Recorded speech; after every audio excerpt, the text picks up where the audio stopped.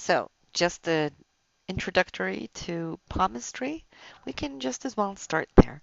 Even though I'm into love and relationships and astrology and clairvoyance and the psychic ability, but palmistry is one of my friends. It's one that's been with me for 35 plus years, and it continues to be just as fascinating.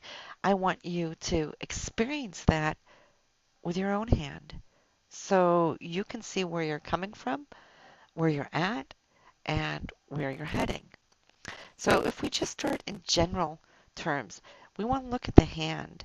We want to see the shape and the form. We want to see whether you're a practical person or if you're just an intellectual person. See, the little bit of a wide hand is a practical person, hands-on, physical. Um, People who like to create and build and whatnot. And yeah, you can see I have a little bit of that. I use that in my artwork with clay and whatnot, so woodwork and so a little bit of a practical hand. I love to build. I love to construct. You see that. And then long fingers. If you have long fingers, it's your intuitive nature, where it's like having small antennas out there to the universe, picking up signals and whatnot. You want to see the shape and the form of the mounts that you have. Venus is right here by your thumb, and the larger that is, the more sensual energy you have, the more of those Venetian qualities you will have.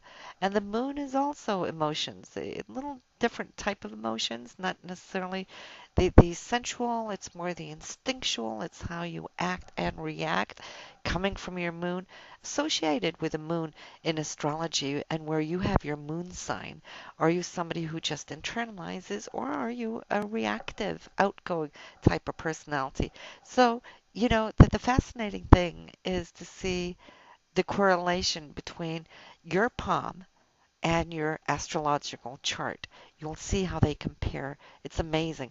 But, like I call this, our God's map. We carry it with us every single day. You may not have your horoscope available, but you have your palm. So, pay attention. So we want to look at the mounts. Are they big? Are they flat? Do they have energy or are they void of energy? Do you need to develop some more juice, so to speak, in your life in order to bring out these qualities? Or are you flowing on top? Are you surfing those waves of all that you are? So we have Venus, we have the moon, we got Jupiter, we got Saturn, we got the sun, and we have Mercury. So Venus being emotions, more so, should I say, the sensual, creative type of your nature, which Venus is. It's also how you uh, deal with your finances. Do you attract money? Do you give money? Are you generous? Are you stingy? Now, people with a very tight thumb, pay attention to people around you. If they have a tight thumb that's always sticking up here, well, they might be pretty stingy.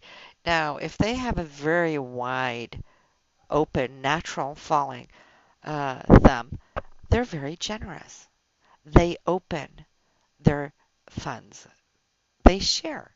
They're givers, natural givers. So if you want to be around givers, you want to know that this thumb is nice and loose and giving, not the tight-fisted thumb. Mm-mm-mm. Same thing when we come looking for love. So where do we check? We check here, this line right here, running from the outside of your palm and in here, that is the heart line. Now, the heart line shows whether a person is very giving and generous there as well, coming to emotions, or are they more so coming from a place of convenience and just wanting there for the taking. Now, if this heart line, let me just draw it up for you. Let me see if this pen will do it. I'm not a left-handed person to draw. Well, let me see here if I can do this with this. See, if the line, I don't know if you can see that somewhat better, but if the line goes up here to Jupiter to this finger, then you have somebody who is extremely giving, wonderful, loving, and sharing, and giving to their partner. It's somebody who's optimistic, that trusts. It has that Jupiter quality that's just so outgoing and jovial and happy-go-lucky and yeah, that's what we want. Now, If this line stops under Saturn, for some people, or in your own hand for that matter. But if it stops under Saturn, now these people are very cautious. They're not necessarily the ones that are going to be out there vulnerable and just giving and trusting. They want to see what's coming to them, what they can get out of a relationship, financially or as well as emotionally. They might be the ones, the friends with benefits, but without commitment. So you're looking for a long-term partner, you definitely want to find somebody who has a very nice and jovial Jupiter heart line. Then you know that these people will always intuit your own feelings and your own emotions and be able to be there and give to you, serve to you, as hopefully you will give and serve back to them.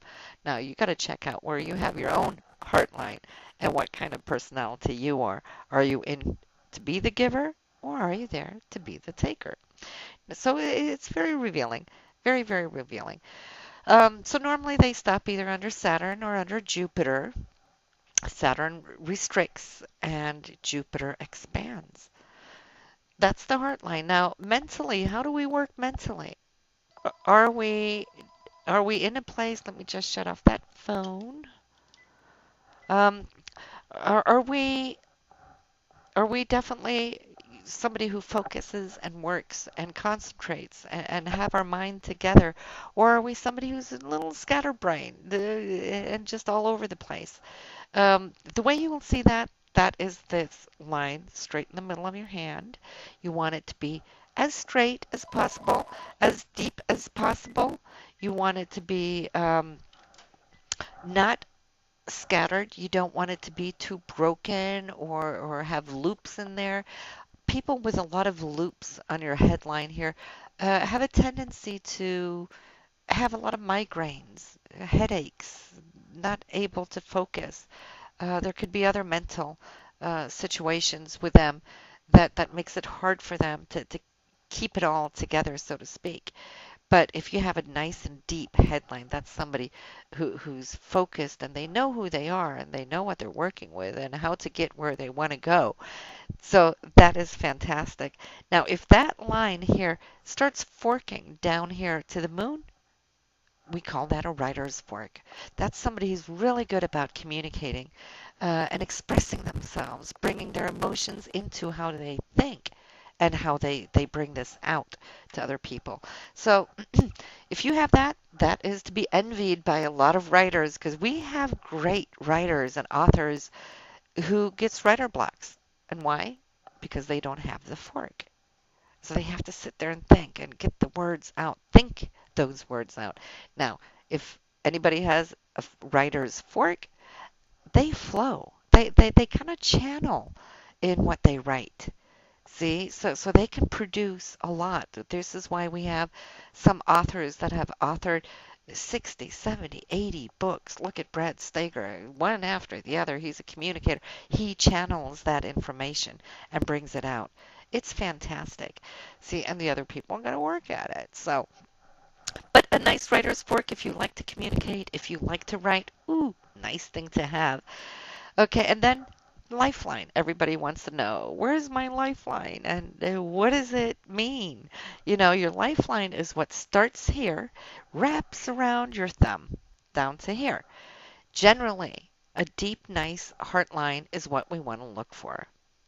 That there is no loops or bumps or breaks or anything. For good health, we want it to be nice and pink and deep and undisturbed. It's like a road. You don't want those potholes in there. You want it asphalted. You want it to be safe. So that's what we look for. Now, if there's any loops or there's any breaks, that shows obstruction in your health through the time that these lines show. If you have a square, as we're going to learn as we go on, squares are always protections. They protect us during certain points in our time where we can need that. If it is on our fate line, which runs from the middle of our palm, And straight up here, normally, it will go straight all the way up to Saturn here. That's our fate line, that's our destiny. It shows our challenges, how we get from here to there, how do we obtain our goals. Uh, do we go straight there, or do we deviate at certain points in our life? Well, then you'll see